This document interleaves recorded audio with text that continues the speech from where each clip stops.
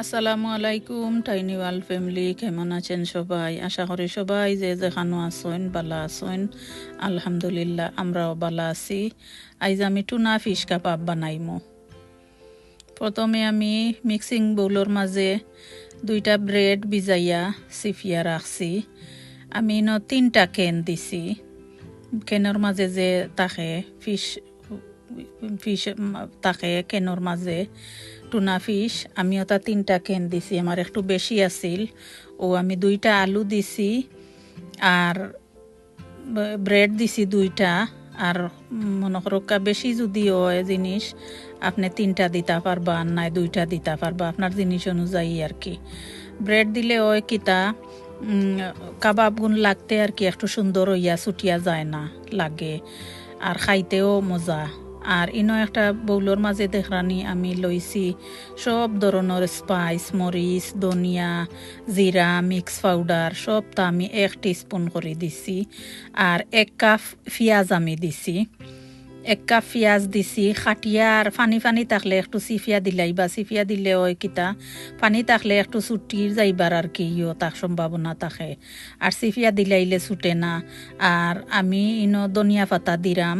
ধনিয়া পাতা আপনার যতটুকু লাগে অতটুকু দিবা।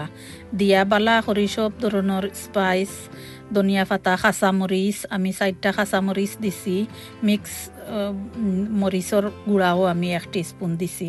মরিচ আপনার স্বাদ অনুযায়ী দিবা। আর আমি 2টা ডিম দিছি। যদি জিনিস বেশি থাকে তে 3টা দিবা, আর জিনিস যদি কম থাকে তে 2টা দিবা। ইগু আপনি মনে করেন যদি বেশি লরম হয়ে যায় তো 1টা দিলেও ঠিক আছে। আর জিনিস যদি একটু শক্ত থাকে বেশি থাকে তে 2টা ডিম দিবা।